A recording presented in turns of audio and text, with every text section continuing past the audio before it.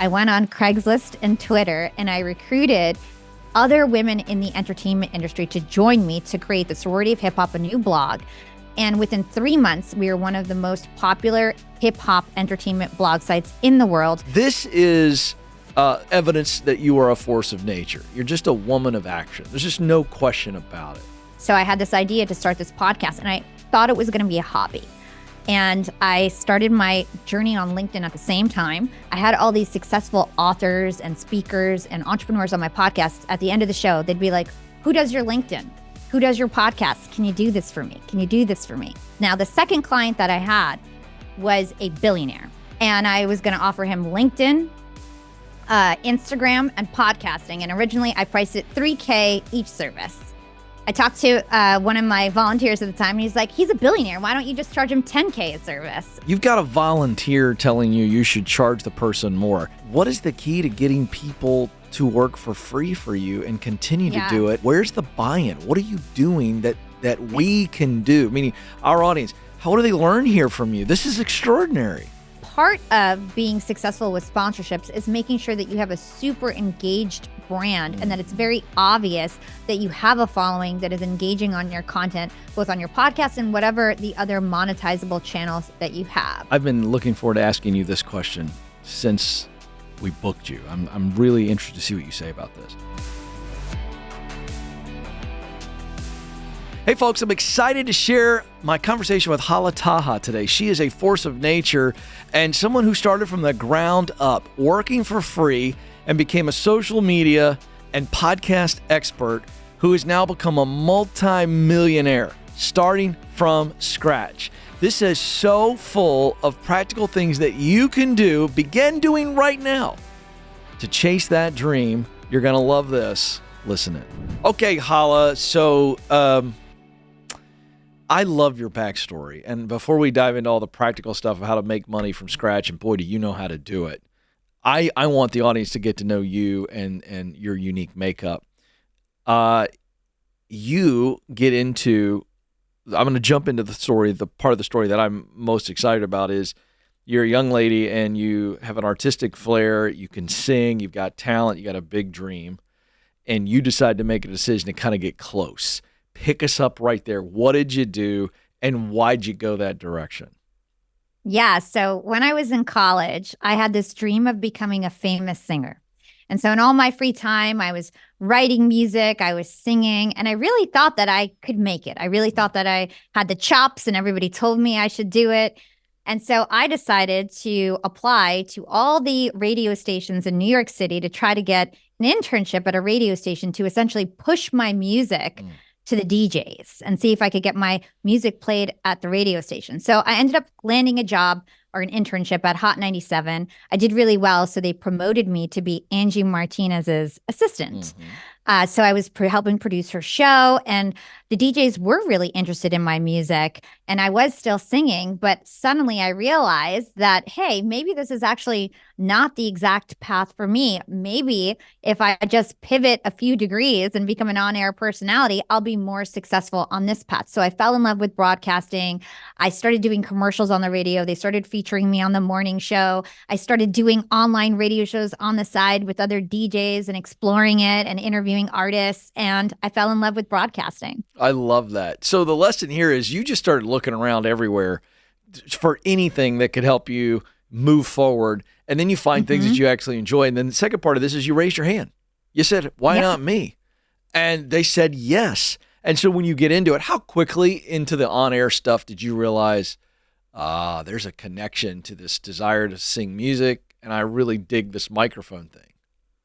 I think it was pretty quickly. Like I would say within like a year and a half, I realized, okay, maybe I should just focus on the radio thing because it seems like something that is more realistic for me. I felt like, I already knew people in the industry. I already knew the Voice of New York, for example, who was basically priming me to be her replacement. And so I felt like I already had the in within that industry, and I might as well go down this path. And I also felt like music was just an uphill battle. I felt like I didn't know the right people, and it was like really hard for me to break in. And I felt like the competition was a lot higher. And ultimately, I wanted to be a positive voice for my generation. And I always knew that I wanted to use my voice for good. And I just felt like this would be another way to do that effectively. And it was. Yeah. Okay. So we're going to fast forward to where we are now, just because I want the audience to see how you got to where you are now. Where we sit today, Top 100 podcast, you have a podcast network, which I'll let you explain that in a second for people who are going, okay, what does that mean? Mm-hmm. And wildly popular on LinkedIn. So you got a lot going on. You do marketing, you do social media, you have your own podcast that's successful. You've created a network of other very successful podcasters that are older, more experienced than you. And they're like, yeah, I'll come to your network. I mean, this is evidence that you are a force of nature. You're just a woman of action. There's just no question about it. Give us the short version. How do you go from radio? Maybe you're the heir apparent to one of the big voices in New York. You got a whole path in front of you. You leave that to do what you're doing now. What was that? Give us the timeline on that deal. Sure. Okay. I'll try to give it to you in the shortest version possible. Yeah, hard to do. Okay.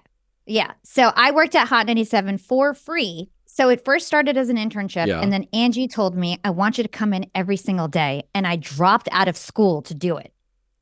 And I worked at the station every single day for free. And I made money at night, hosting parties, hosting showcases, selling like underground rap battle showcase tickets and things like that to make money. What kind of grief did you catch? Did you catch it at all from friends and family when you decided to do this? Oh my gosh, so much. I was the youngest of four. My father is a surgeon and all of my siblings were in med school.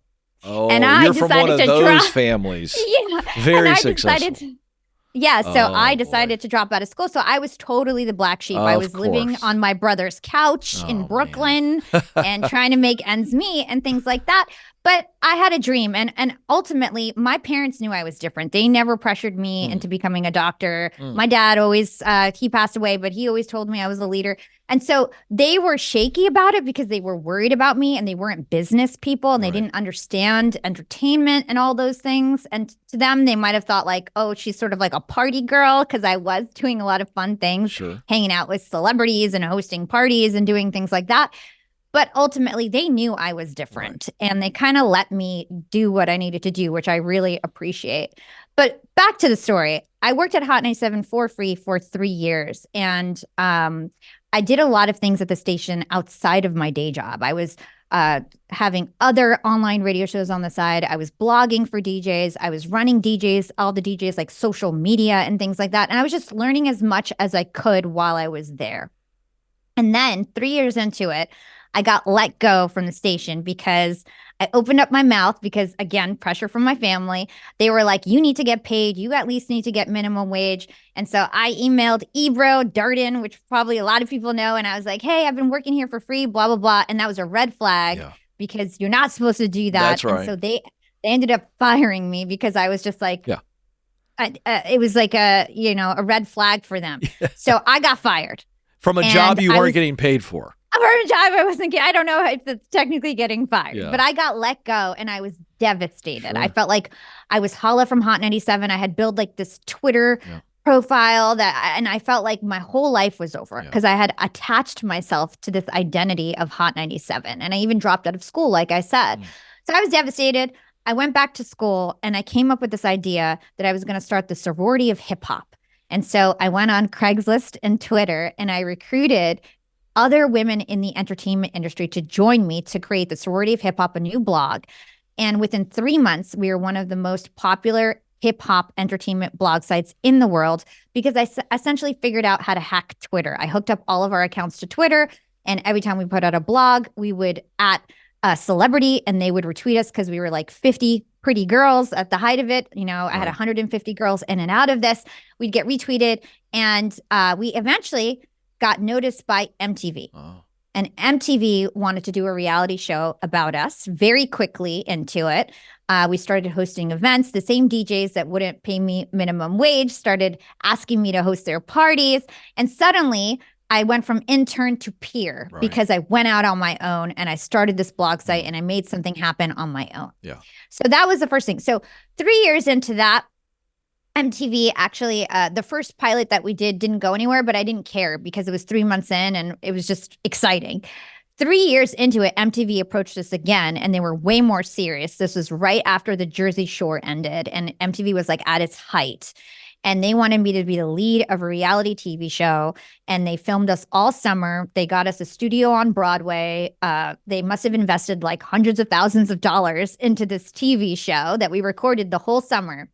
And 2 weeks before we were supposed to air, I got a call from the producer that was like, Hala, I'm so sorry. They went in a different direction.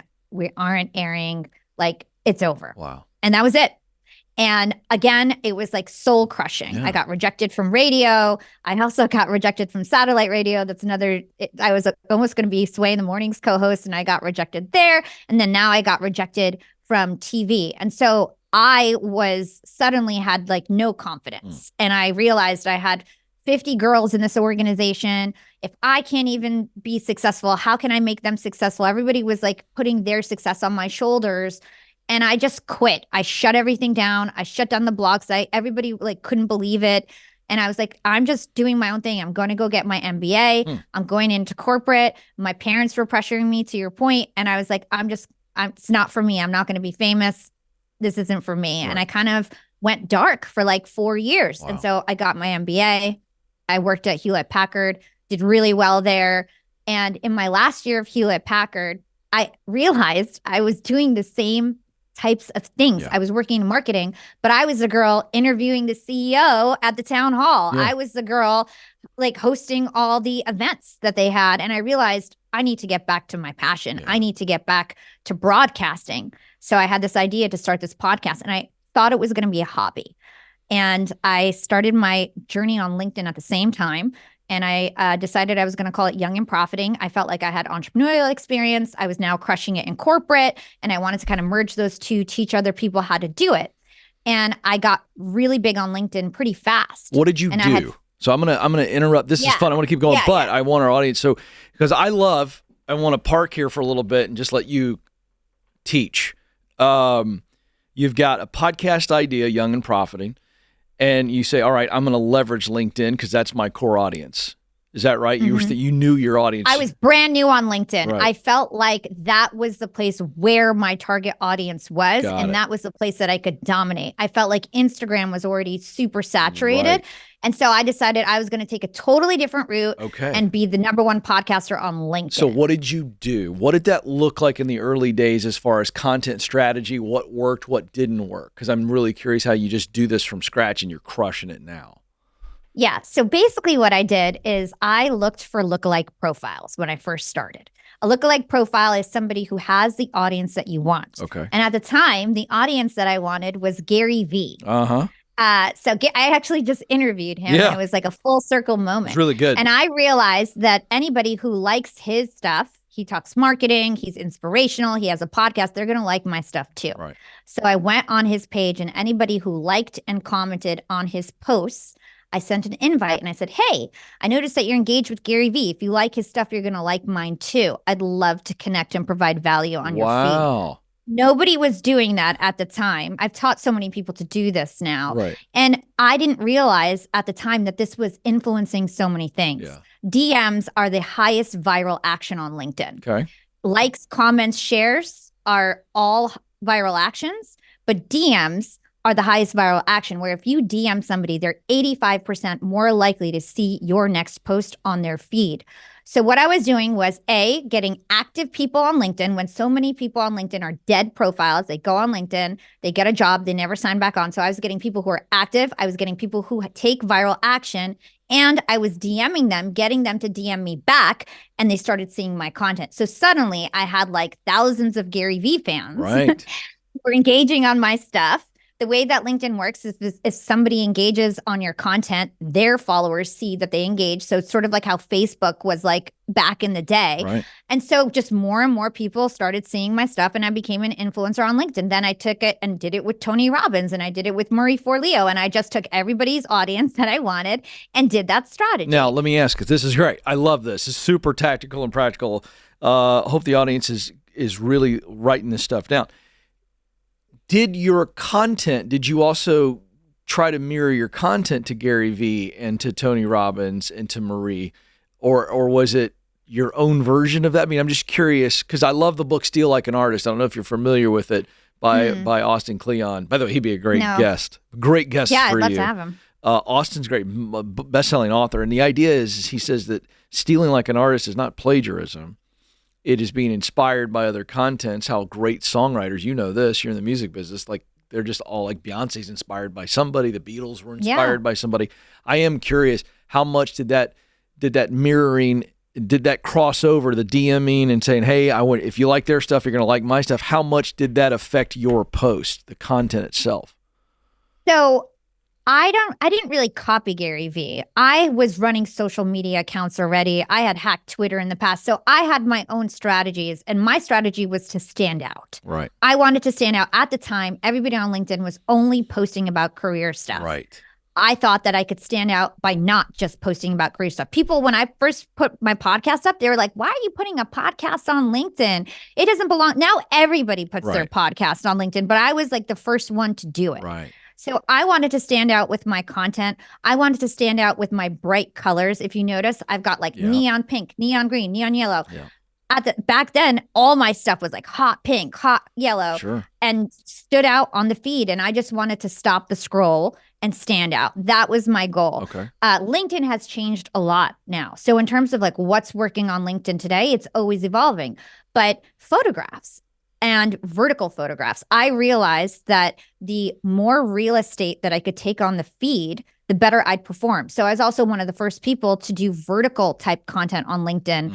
And now everybody does vertical content on LinkedIn, right? So it's like, how can I take up the most real estate? How can I stop the scroll? How can I hack the algorithm so that people actually see my stuff? On LinkedIn, it's not really about what you post, it's how you post it.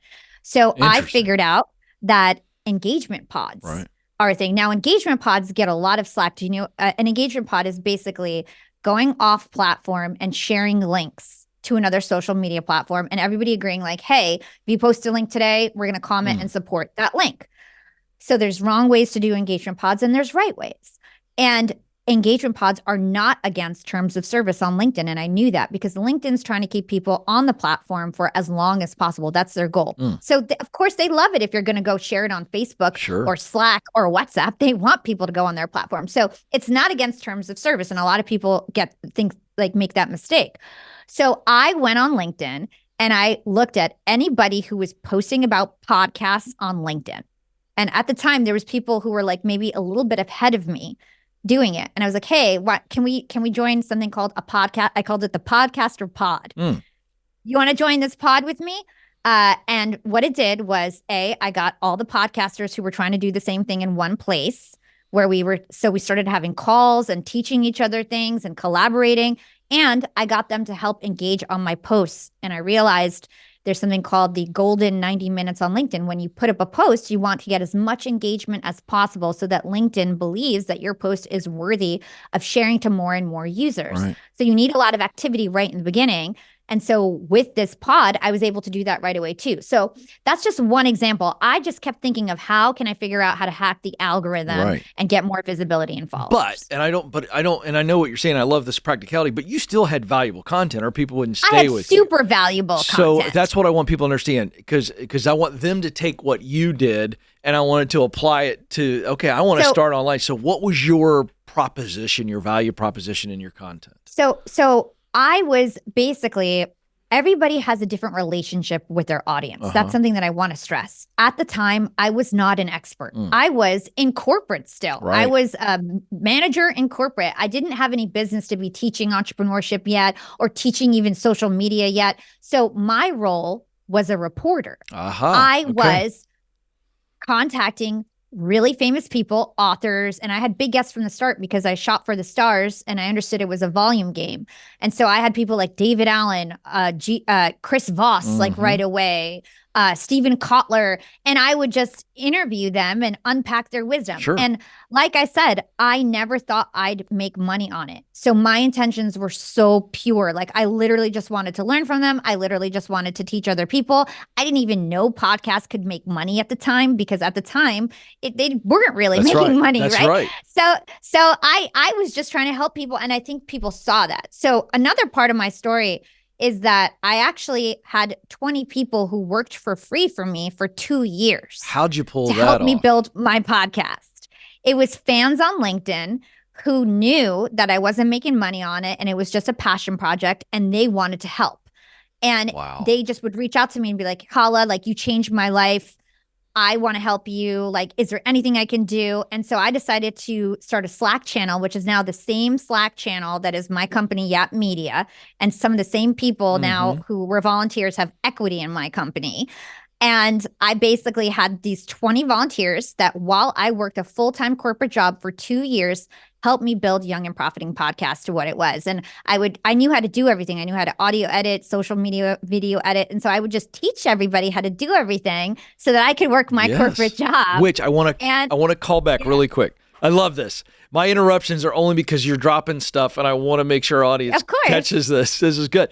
This goes back to the working for free at the radio station. What seemed outlandish to many people, that's what allowed you to get all of these skills. Yeah. To where you knew what to do, could hold down a day job, and then you got people to work for free for you because they actually wanted to and you weren't afraid to ask. I just don't think most people realize that it's as possible as it is. And I think your story, you can start it from scratch today, and you can hold down a full-time job and crush it because you were crushing it at Packer. I was crushing it at work. Yeah, I was crushing it at work. Okay, so keep going. All right, I interrupted, but this is great. So you got these 20 people working for you. So now you're starting to scale. We're starting to scale. We're going really big on LinkedIn. We're doing really well. Now, I then moved to Disney streaming services. I got poached from Disney to work at Disney streaming services because I had podcast experience and I was enticed by getting like a way bigger salary or whatever. So I moved to the city and I moved to Disney streaming services. Okay. When I got to, and by the way, the reason why I thought podcasting was going to be a hobby is because I was like the face of the young employees at Hewlett Packard. Like I loved working there. They have an amazing culture. So I was happy in my corporate job. All right. One other question. Were you making money at this point in the story? Were you starting to make money on LinkedIn yet, or were you just building your brand? Okay. I was just, for 2 years, I made no money on my social or my podcast. Okay. I was just providing value. Got you. Okay, good. And building my following, and literally thought it was going to be a hobby forever. I didn't really understand what was about to happen. Right. So I go to Disney streaming services, and it's a totally different culture.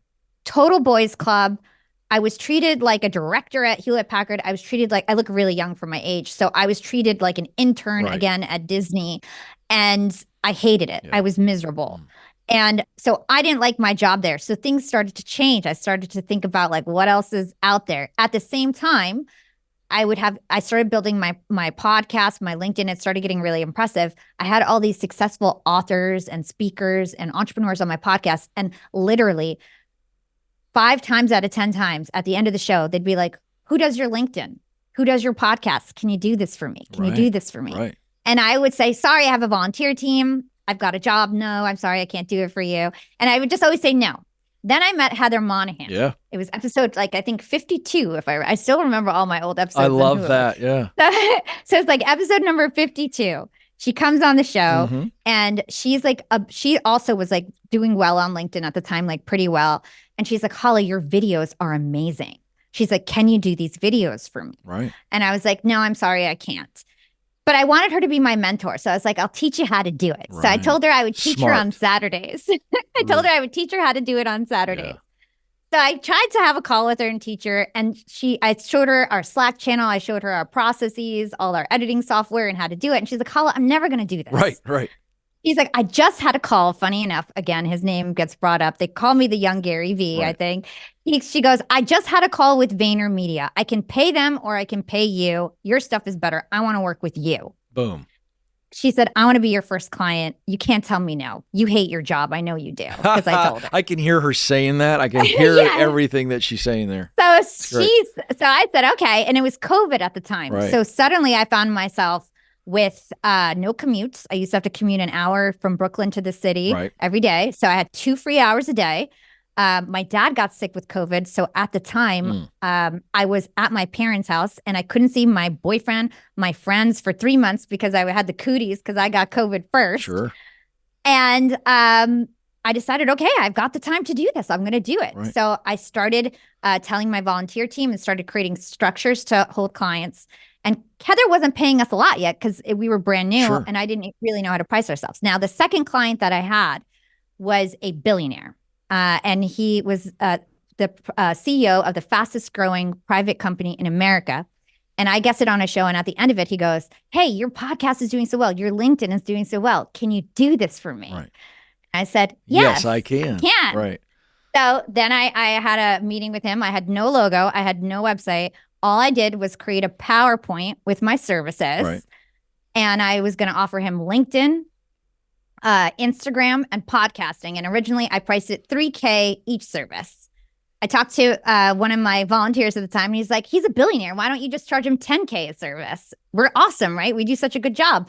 And I'm like, okay, we will give him really white glove service. He's our only client. Yeah, right. So I said, okay, we'll do $10,000 each. All right, here's what I want to miss. I don't want to miss this. You've got a volunteer telling you should charge the person more. Again, I think there's something here that I want our audience to catch. So I'm pausing this. What, and this isn't me setting you up to brag about yourself. There's got to be a principle here. Teach us. What is the key to getting people to work for free for you and continue to do it? And here you are talking about what you should charge for your services, and this guy goes, I think you should charge more. Where's the buy-in? What are you doing that we can do? Meaning our audience, how do they learn here from you? This is extraordinary. Yeah, this is actually this is one of my best talents, because I think so. The blog also, I had 150 girls work for free for me over 3 years. Yeah, I remember that too. I skipped over that.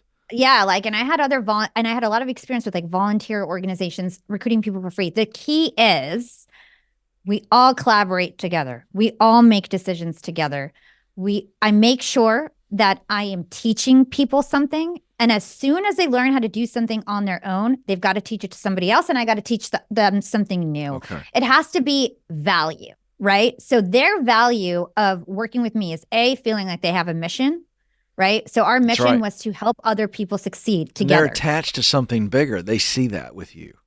It's actually easier to keep people motivated when they're working for free than when they're getting paid. It's true, actually. That's really true. It's really true. Yeah. So for example, I just started a new project. I have a charity project now where I've got 40 people working for free for me on the side of what I'm doing with the app media, right? And it's easier to motivate them. I'm going to give you a new title. I'm going to make this up, but I feel like you're I got to think of how to say this. You have the largest volunteer base of any businesswoman I've ever met in my entire life. Like, you lead more volunteers than any other female CEO in the world. That's my new phrase. I think it's up there. Okay, so the vision. I think the key is, again, teaching, vision, and also collaboration. Like, I treat everybody like a peer. This is what I always hear is that I've had other leaders and they kind of try to just tell me what to do, direct me. Everything that I do with especially volunteers is what do you guys think? How can we do this together? And we make decisions together because I know that they don't have to do this, right? And I need to have their buy-in. So it's motivating them, making things super clear, teaching people, making sure they're learning new skills all the time. Yeah. Because once they're doing something and they're doing it really good, then you need to pay them. You know what I'm saying? But if you keep teaching them, you can kind of move them. How often does that happen for you, where you'll take somebody from your volunteer staff, and I can't even believe I'm saying this. This is so fantastic. I don't do it anymore for my company. Oh, you don't? Yeah. No, I don't think it's bad. Well, I do. I mean, do you move a lot of people? I do it for my charity project now. Okay. Well, I did. So you did. For instance, my business partner who owns 10% was my second intern ever. Wow. And his name is Timothy Tan. And he's our, right now he's not even in the company, but he was working for free for many years for me. And he has 10% of my company because I feel like he earned it. I also give people what they deserve. That's the thing. I never I'm not using people, right? Oh, yes, absolutely. I agree.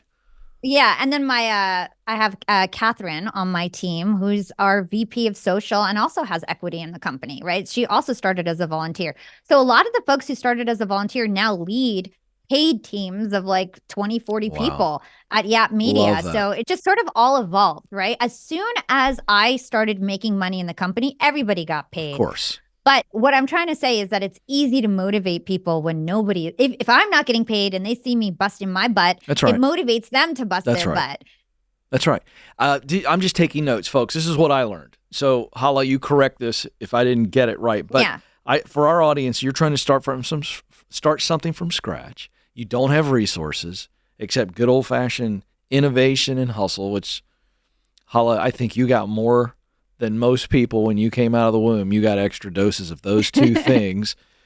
I think people will volunteer when there's a value exchange. So they felt like they were getting something by investing. They were exchanging Mm-hmm. their time because they felt they were getting value from you. So I'm learning value is one thing on this volunteer play, and the second is they need to feel like they're connected to a mission that's far greater than themselves.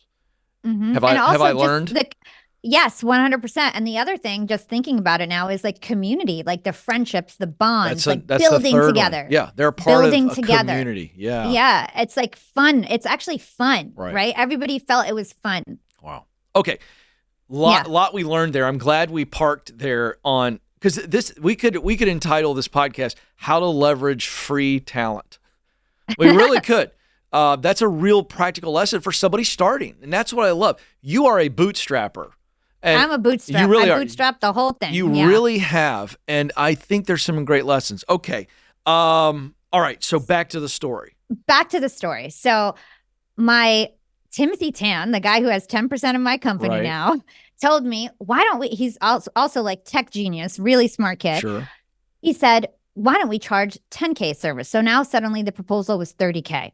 So I go meet this billionaire and I pitch him with no logo, no website, Right. just a fancy PowerPoint. I do a great job. And at the end of it, he's like, all right, how much? I'm like, it's 30K. And he's like, let's do it. So suddenly I had a 30K a month retainer. Wow. And I was still working in corporate. Fantastic. So I, again, started to hire more, pay people more, started hiring my first US employees. And then I got Kara Golden of Hintwater for another 30K retainer. Right. Then I got the CEO of 1-800-GOT-JUNK. And I created an award-winning social media agency. Right. 6 months into it, I quit my corporate job finally. And I quit my job because I found out I was going to be on the cover of Podcast Magazine. Right.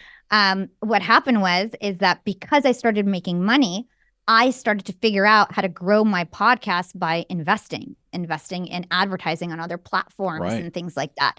And so my podcast grew. And finally, my dream of being a top podcaster was coming true. And I decided to quit my job, become a full-time entrepreneur. And at that point, I had my social media agency, Yap Media. Got it. Okay, now, I want to press pause again because there's so much. Yes. This is so. I want to make sure we catch some stuff here. Yeah.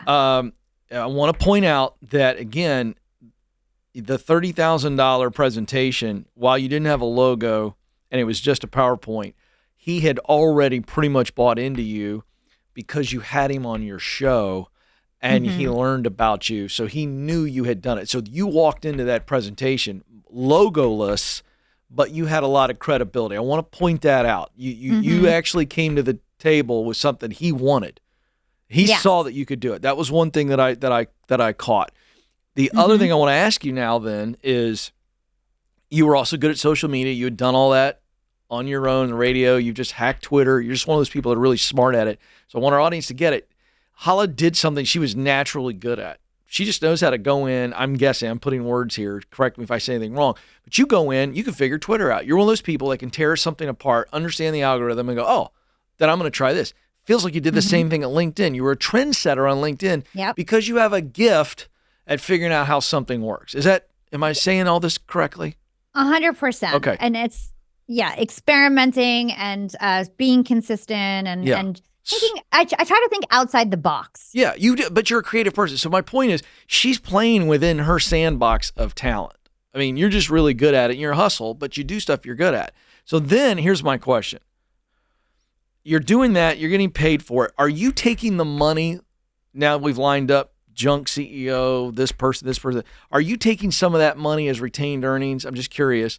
And pouring it into your own podcast advertising, or was that your personal money? I want people to hear how you grew this. Did you take some of that money you were making with the agency and use it to invest in your podcast simultaneously? Yes. Okay, yes, that's huge, right? Exactly what I did. That's exactly what I did. I barely took money from myself. I was pouring it into investing and growing my podcast. That's important. That's an important lesson. Okay. And hiring talent too. Hiring talent and just technology and things like that. What were you paying yourself? Or how were you keeping yourself afloat? I didn't start paying I was working corporate for a while. Okay, so we still have the day job. Yeah, and as soon as I quit my job, then I started giving myself a salary, but a small salary. Right. I really tried to just invest everything in my show. In fact, all of my, and we'll get to this in a bit, all of my podcaster sponsorships, and I've been making tens of thousands of dollars a month on my podcast sponsorships for years now. I just invested it in my company and growth. I never really used that money. I just used it to bootstrap my company instead of taking investments. How long into the growth of the podcast, and how big was it? I'm just curious, before you could get legitimate, decent sponsorship money? Because I want our audience, I brought you on here because I want them to think, okay, if in the world of podcasts where there's 8 billion podcasts now and it's super saturated, how do I stand out? How do I monetize? And I'm just curious, is there some secret? What was your hack? What did you do to get sponsorship early on? Or how soon did you start to monetize the podcast? How big was it? So I would say I first started monetizing the podcast when I was around 60, 70,000 downloads a month. And even till this day, that's a good place to start. It sounds like it's not a lot, but podcasts listenership is not as big as you think. The biggest podcasts in the world get 1 million downloads a month, So if you're getting 60,000 a month and you've got a niche following, some brands might want those folks, assuming you've got more of a niche following. The other thing to keep in mind is that your social channels are also monetizable. So a lot of podcasts are no longer just monetizing their show, they're monetizing all their channels. So for example, at Yap Media in our network, we monetize across social, podcast, live stream, email, so you're bundling it, I'm guessing? Bundling everything together. Right. Now, when I first started monetizing, I was just scrappy. I was creative. Right. And I was punching way above my weight. Even today, I've got a really large podcast, but I've got people like Jenna Kutcher and John Lee Dumas in my network who have been doing it twice as long as me. And their shows are twice as big as me, but I make the same money on my show as they do because it's just a bit, it's like if you're good at business, you can get sponsorships. So basically what I did was scrappy. I took the same strategy that I used to reach out to guests and find their contact information to then find people who were in charge of brands. Right. And I reached out to them and I pitched my show and I created a deck that had all the different assets and I priced it. And I didn't know what I was doing, but I just took a chance and I just did it until I figured it out and started securing sponsorships. The other thing that I did early on for sponsors is that I started monetizing things that people weren't monetizing yet. So for example, when Clubhouse came out, I made $100,000 on Clubhouse through sponsorships. So when my podcast was still fairly small, because nobody else was doing sponsorships on Clubhouse. And I just figured it out, started selling it and got sponsors. What are you looking for? I wanted some tactical stuff here. What should people be looking for in trying to drive the value? Because I think it's interesting that you named some podcasts that are in your network. You said we're bigger than you, but you make the same amount of money, if not more. But that's because you're driving value. Sponsors won't keep paying just because you're a great salesperson. So how do you prescribe to people that they need to be driving value across all their platforms, even early on when they're scrappy? What are they thinking about?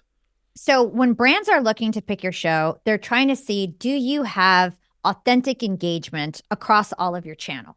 So if you're looking for podcast sponsorships and you don't have a brand, you don't have recent reviews on your podcast, nobody has reviewed your podcast in years or a year, that's a red flag, right? You don't have an engaged following, that means. If they're going on your social posts and you don't have comments and it's dead, they're not going to believe that somebody's going to want to buy something from you because you can't even get them to engage on your own content. So part of being successful with sponsorships is making sure that you have a super engaged brand and that it's Hmm. very obvious that you have a following that is engaging on your content, both on your podcast and whatever the other monetizable channels that you have. That's right. I also think it's the approach of reaching out to them. Like, are you buttoned up? Do you have a sponsorship deck? Are you priced in a way that makes sense? Do you have a niche following that is really hard to get? Advertisers are looking to find all their target audience in mass, right? They want the same person that they're looking for all in one place, right? If you've got a super broad audience, it might be hard for you to get advertisers because nobody wants to advertise to thousands of people who don't want to hear about it and then maybe reach 1,000 people who want to hear about their service. They want to talk directly to their audience. Right. So, more and more, it's important to have a niche following of a certain group of people to be really specific of who you're talking to and trying to attract, and then reaching out to brands who are looking for those profiles, basically. Yeah. So if someone right now is looking to supplement their income for a variety of reasons, or they want to work for themselves, or maybe they've had this driving passion to solve a problem in a certain way, and they're wondering, can I do it? Should I do it when I don't have hardly any money? I don't have a ton of experience.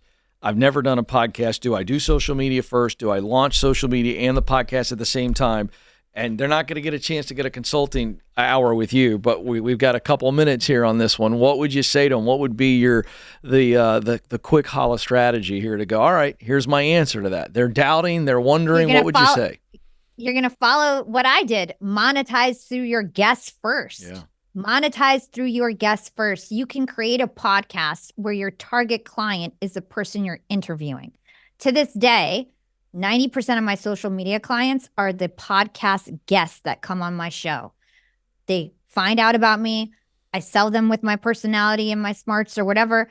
I don't even tell them about my services. They contact me later. Hey, like, can we talk about LinkedIn? Can we talk about Instagram? They become my clients.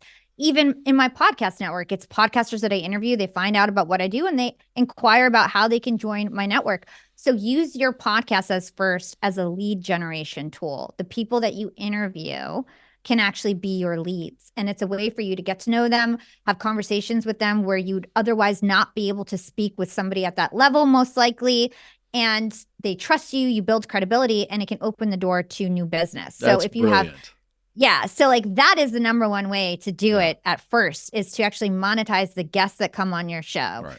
Then hopefully you create a podcast that also is generating some sort of niche audience where you can sell your own products and services to that niche audience. And then once you're making money through your guests, you can grow your show to then get sponsorships and make all that money back. That's exactly what I did with my show. Did you test on social before you launched the podcast? And then if not, what's your take on testing? Every day is a test. Every day is a test, and every day you've got to be consistent, right? And so I just started. Everything evolved. My podcast, the way that it started day one was a totally different format, totally different frequency. Everything just evolved, right? But the key with podcasting is to get started. You need to get subscribers, and that's going to take a long time before that compounds. So the key with podcasting is getting started, starting to get people to subscribe, starting to figure out what works on social media. And the key to social media, the one thing I want to say in terms of a tip for podcast growth on social media, is you've got to close the loop. What I mean by that is that you're going to post up your podcast content. It's not enough to just post it and assume that people are going to take action to go find your podcast, go find the link or whatever. You need to retarget them in the DMs. So most of our subscribers that we're getting on social media, it's people who engage on our podcast content. And then we're retargeting them and messaging them in the DMs. Hey, I noticed that you liked my podcast about XYZ interviewing Damon John. Here's the link. Let me know how you like it. They tell me positive feedback. Thank you so much. Would you mind copying and pasting that as an Apple Podcast review? Right? So you always want to think about how can you get people to subscribe and sort of spoon feed your content and your link so that you can make sure that you get subscribers. You can't just cross your fingers and wish for the best. Love that. Okay. I've been looking forward to asking you this question since we booked you. I'm really interested to see what you say about this. Okay. You and I are in the content space. Obviously, you offered marketing strategies, social media strategies, and we've heard the story. You've done a great job. I'm just curious, in the small business world, couple of pieces of context for you. and then I'll ask the question. So we've got 70% of Americans, new data, 70% of Americans want to work for themselves. Only 6% do. That's a pretty massive gap, okay? And there's a lot of reasons for that. And then we know that small businesses in the small business category in America, they're the number one employer in the United States. So kind of some interesting context to then ask you this. Should people that aren't in the content as the product or service space, should they be podcasting? And this could be everything from a roofing company, I'm making this up, to, think about small business, Main Street America, all the services that we buy. Where should podcasting or the type of social media marketing, the LinkedIn strategies, where should that enter in for those small business people, for people who want to start a business from scratch? That, again, is not content. I'm just curious to know what you think about this. Yeah. So I actually have a podcast that I produce that is for a service that trains audiologists, like people who are like ear doctors. Yeah, my daughter we had an audiologist that worked with my daughter's ear problems for years. I know exactly what you're talking about. So their strategy is to basically interview people that they would potentially want to have as clients, and they do extremely well. They're so happy with the results of the podcast. They've got a small target audience, and it's not about growing the podcast to thousands and thousands of listeners. It's about interviewing their potential target clients and creating great content. So who would those potential clients be? Are we talking about families and parents or hospitals? Oh, no. So exactly, like hospitals, okay, gotcha. Other practices that they want to teach how to grow a better business. Gotcha. Basically. Okay. So they interview like CEO and founders of other practices. Their target audience is listening in for also clues and training. Yeah. And so they're selling to the people who are listening to the show. Mm-hmm. And they're also selling to their guests, basically. Yeah.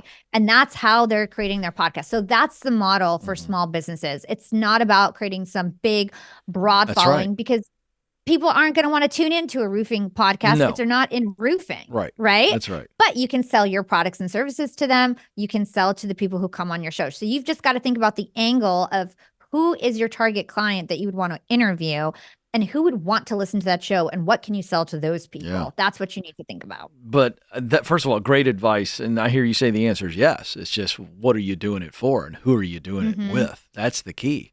Because that's a pretty cheap medium.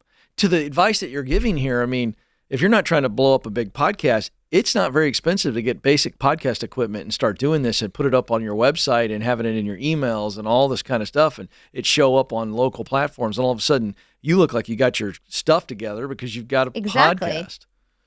It builds credibility. It helps with SEO. It just helps. It helps also just drive more traffic to everything that you're doing, because podcasting can be turned into a blog, a video on social, whatever it is. It's like you're able to actually create social content basically out of your blog. Right. So I feel like it's a great strategy for all different types of small businesses. I love it.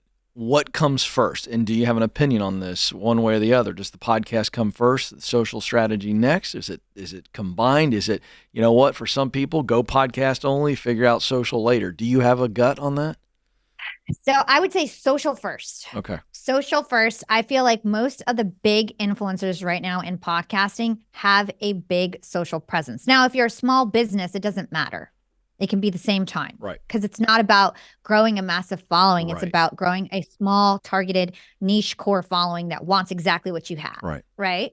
But if you want to have a big following and your goal is to be an influencer with sponsorships, you probably want to figure out like TikTok first. Like I would say like TikTok is really the only platform right now that has really high organic reach, or LinkedIn also has great organic reach.